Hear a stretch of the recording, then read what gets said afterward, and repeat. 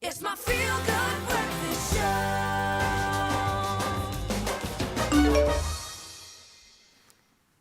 Welcome back. This is your Feel Good Breakfast Show on this Monday morning. Thanks for joining us at the start of a brand new day. Now, since the workplace has opened itself up to more women entering it over the last century, women have been able to become more competitive, all while fostering a sense of sisterhood and equality. Now, some women, however, have felt undermined and even targeted by their female peers and superiors, to the point where the notion of the sisterhood has been cast into serious shadow. And so today we're asking, do you feel that you have been undermined by other women in the workplace? Do you believe enough is being done to promote sisterhood in your office? And this morning we're also joined by relationship experts Paula Quinsee and Vanessa Rogers to tackle this topic and to help us understand a little bit more the dynamics of what is going on in the workplace. Ladies, thank you so much for joining us. Thank you. Morning. And of course we'll be taking your questions too on our Facebook post. Do drop a comment there and we will engage with you live as we go on along. So we're talking about sisterhood, and obviously because we are celebrating Women's Month, we want to put as much focus on ladies as possible. So being in the workspace, how strong do you find this notion of sisterhood does it permeate? So I'm really finding that there is a sense of sisterhood, both within organizations as well as within networks, whether that be professional networks or informal networks where like-minded women are coming together to help each other grow and develop and support each other. Yeah. Would you agree with that, Vanessa? I would. I think if you're a good manager and you've got skills in the workplace, you want to mentor people that are coming up and assist them as much as you can. Yeah. But I mean, I'm sure it's that in some occasions you do find that there is a targeting, as we said earlier on, perhaps an undermining from peers, from superiors. What usually leads to this kind of break in relationship? So I think it's a couple of things. First of all, you know, a lot of women feel that they've had to fight their way and claw their way to the top.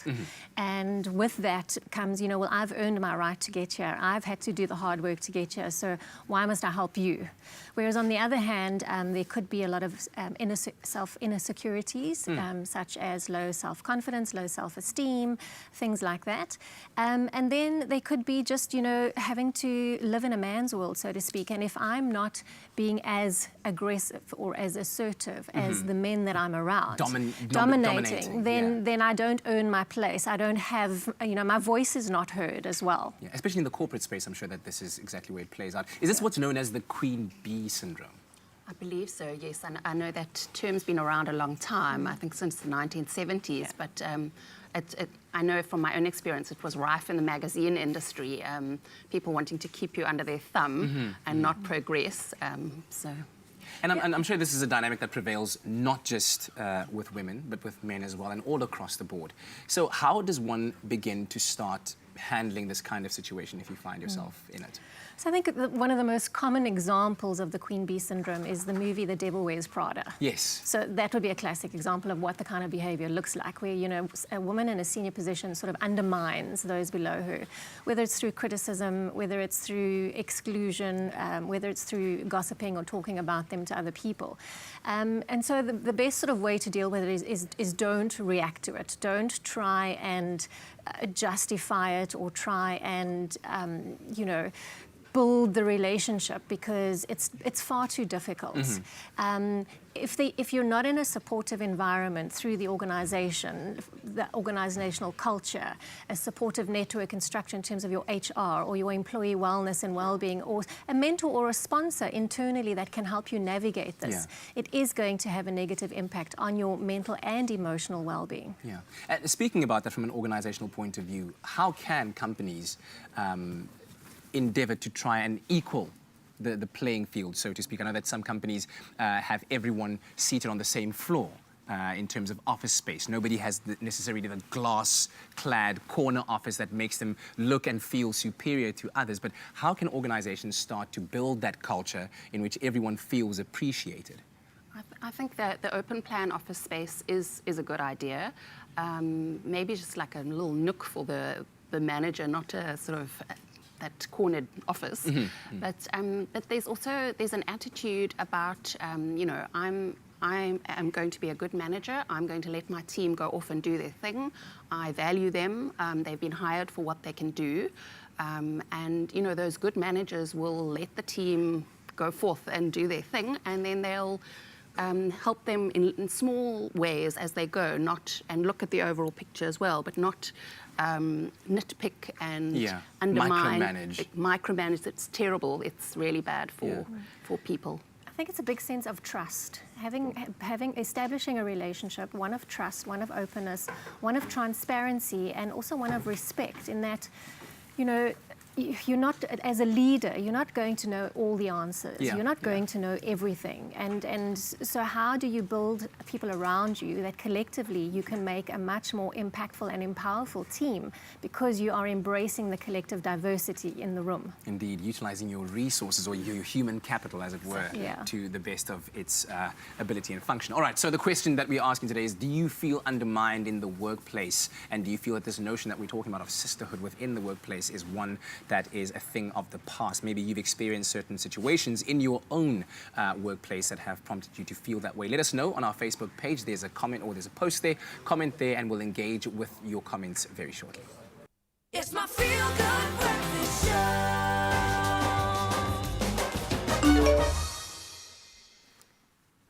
Inspiring stuff on your Monday morning, and we are right back into it, our relationship chat this morning. And today, our relationship experts, Paula Quinsee and Vanessa Rogers, are here to discuss a very hot topic. We're talking about the prevalence of sisterhood in the workplace, and we'd love to hear from you as well, your questions and your comments. So head on over to our Expresso Morning Show SABC3 Facebook page and drop a comment on that post, and we will be engaging with you. So let's talk, ladies, about your own personal experiences. And let's start off with you first, Paul, about in your working experience, where you've seen the dynamics of this queen bee syndrome that we've been speaking about, or undermining of colleagues coming forth. And what are some of those telltale signs that is perhaps happening right now? Yes, I mean, I experienced something similar many years ago when I was in the corporate world, and I had a female boss. And, you know, it was really just, I hated coming to work, because it was as a personal feeling. As a personal thing. It broke down my confidence to such a degree that I started doubting whether I was actually suited for this role in this environment, you know, and that maybe I should be somewhere else doing something else. So it can have such an effect on your personal self-worth, self-esteem, self-confidence, self-belief. And you know, eventually you get to a point where you don't want to come to work, because it just, you dread Mondays, because it's just, you know, it's like going into a hellhole. Soul destroying.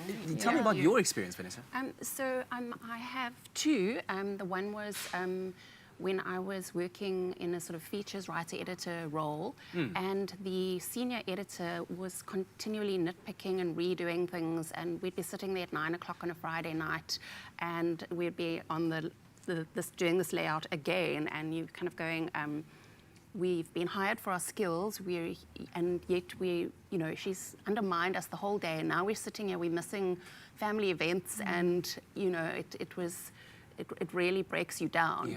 And it's amazing how something like that, seemingly insignificant, let's say to your superior, because you're chasing a deadline and it's all about, you know, making it, it filters down to so many parts of your personal life. But let's talk about the breakdown in the team dynamics that can then occur as a result of that.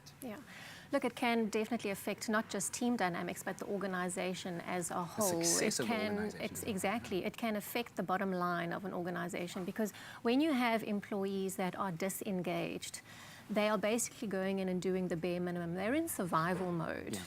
As opposed to teams that are thriving and being creative and innovative and, you know, critical thinking and problem solving, because they're engaged and because it's a positive environment that is uplifting and motivating and inspiring.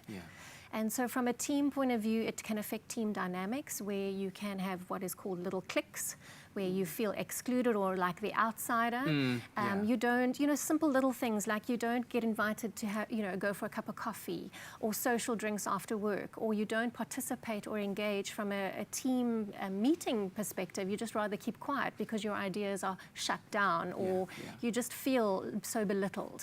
And it kind of makes you think about that saying that a team is only as strong as its weakest link. So if some of those links don't even exist because people feel excluded, then the team isn't even a team to begin with. Correct. Vanessa, if you would maybe to talk about, let's talk about the opposite side. When things are done well and there is a resounding culture of sisterhood in the organization, what that could look like. Well, I think I've had some amazing bosses over the years. I can mention Kate Wilson. She's at Taste magazine now. She was at Women's Health. Everyone was thriving, doing their thing, and I mean, some of us were contractors, but you know, we wanted to come to work. We were enjoying the work. Another great magazine boss is GQ editor Yati Kumalo. You're having fun, and you've got your skills. You're confident in them. Your boss gives you constructive criticism, so you can just get that 10% better, but otherwise you're just really enjoying life. Yeah, yeah. And it really puts a smile on your face to have to come to an office meeting or whatever it may be every single time that you do so. Now listen, we'd like to hear from you. We'd actually love to hear from you. So head on over to our Expresso Morning Show SABC3 Facebook page and let us know your thoughts on this topic. Perhaps you've experienced something on the positive end of this topic or the negative end of this topic. Equally, we'd love to hear from you. We're going to take a quick break and we'll be right back on your Feel Good Breakfast Show. It's my Feel Good Breakfast Show.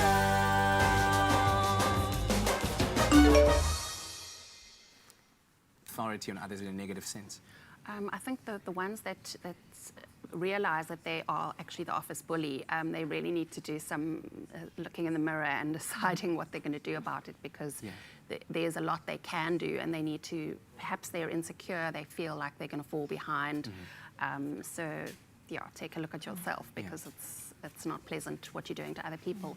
And then for those who are battling with something like bullying in the office right now, I think just there are a lot of people out there who will affirm your good qualities and your good abilities. So tap into those people, have those conversations, and you know, end the weekend feeling on a strong note when you have to go into the office and face that devil wears Prada boss. At least they dress with the fashions.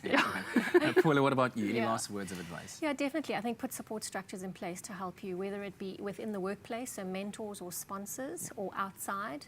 Tap into other networks where you feel your own worth is validated, whether that be professional networks or informal networks. Also within your personal space, you know, your friends and family and that who really know you. Tap into those support structures. Find a coach or somebody, whether it be a life coach or someone that can help you, give you practical tools to cope with the situation.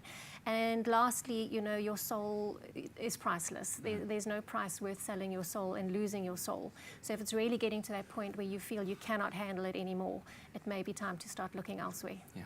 Paula, Vanessa, thank you very much for joining us on this Monday morning, and happy Women's Month. Thank you. Thank you. And thank you also for engaging with us on our social media regarding this topic. We hope that it was helpful. And do share some of your stories as well. You never know, there could be somebody reading through the comments box there and who might find a story that might inspire them, especially at the start of a brand new week.